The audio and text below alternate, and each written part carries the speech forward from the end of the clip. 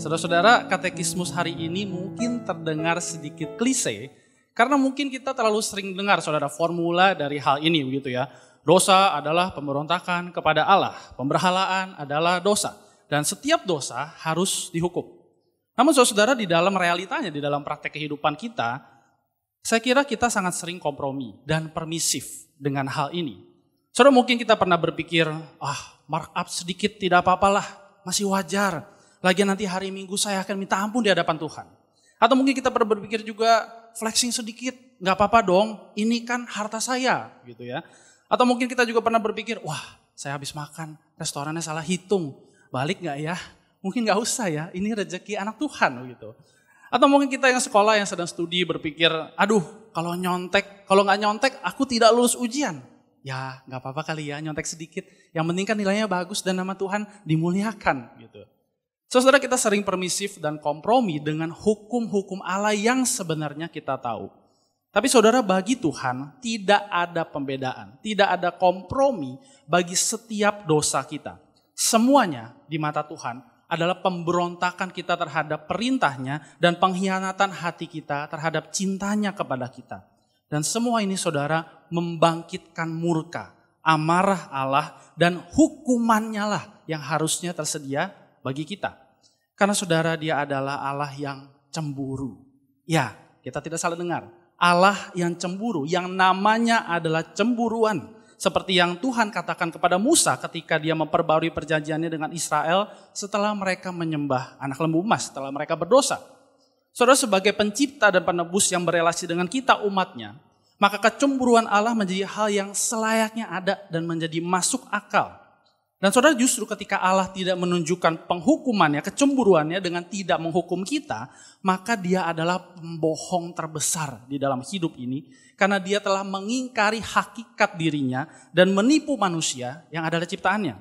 Ketika kita mengenal Allah yang adalah kasih, penuh dengan belas kasihan, maka di saat yang sama dia juga tidak bisa berkompromi dengan keadilannya. Dia juga adalah Allah yang adil.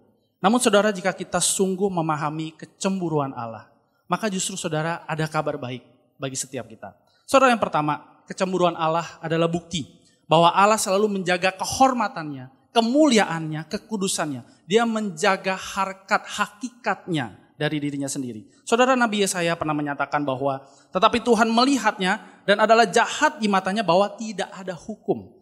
Dan ia tertegun dan tidak ada yang membela, maka tangannya sendiri memberi dia pertolongan. Keadilannya lah yang membantu dia. Dia mengenakan pakaian pembalasan dan menyelubungkan kecemburuan sebagai jubah. Allah yang sempurna di dalam seluruh sifatnya saudara. Dia juga yang tidak akan membiarkan dirinya dihina, diremehkan karena segala dosa-dosa kita yang tidak menghormati dia. Dan bukankah saudara, Rasul Paulus juga sudah pernah memberi peringatan yang sangat keras? Atau maukah kita membangkitkan kecemburuan Tuhan? Apakah kita lebih kuat daripada dia? Saudara, berita baik yang kedua adalah Allah yang membuktikan kesempurnaan dirinya dan sifatnya. Juga adalah Allah yang menunjukkan kecemburuannya dengan tidak akan menahan kasihnya kepada kita. Dengan kecemburuannya dia menjaga kemuliaannya, kekudusannya betul. Tapi saudara, kecemburuan Allah menunjukkan bahwa dia tidak akan menahan kasihnya kepada kita umatnya. Ingat, bahwa kita tidak dapat memisahkan sifat-sifat Allah. Di satu sisi dia mulia dan adil, tapi di saat yang sama dia juga kasih kepada kita.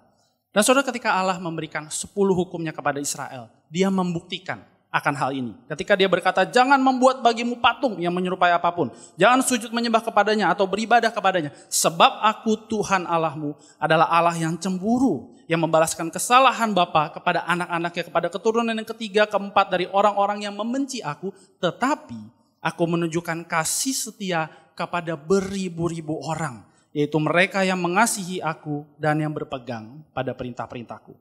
Saudara, cemburu Allah menyatakan penghukuman bagi orang-orang yang menolaknya. Tapi berlimpah-limpah kasih setia bagi kita yang percaya kepadanya. Kasih setia yang dinyatakan dengan begitu indah di dalam diri Tuhan kita, Yesus Kristus. Anak Allah yang diutus untuk menggenapi kabar baik keselamatan. Seperti yang dikatakan Nabi Yesaya, sebab seorang anak telah lahir untuk kita, seorang putra telah diberikan untuk kita. Lambang pemerintahan ada di atas bahunya. Damai sejahtera tidak akan berkesudahan di atas tahta Daud dan di dalam kerajaannya. Karena ia mendasarkan dan mengokohkannya dengan keadilan dan kebenaran dari sekarang sampai selama-lamanya. Apa yang membuat hal ini terjadi, saudara? Kecemburuan Tuhan semesta alam akan melakukan hal ini. Anak Allah diutus, dia yang terbakar oleh api cemburu Bapaknya ketika melihat rumah Allah dinodai. Sampai murid-muridnya pun teringat, saudara, bahwa cinta untuk rumah Allah menghanguskan Yesus dan bahkan membawa dia untuk disalib. Tempat di mana keadilan dan kasih Allah bertemu, tercurah untuk menebus dosa-dosa kita, supaya saudara kita dapat merespon dengan tepat kepada kecemburuan yang kudus dari Allah, yaitu dengan hati yang setia padanya dan hidup yang menyerupai kecemburuan kudus dari Allah.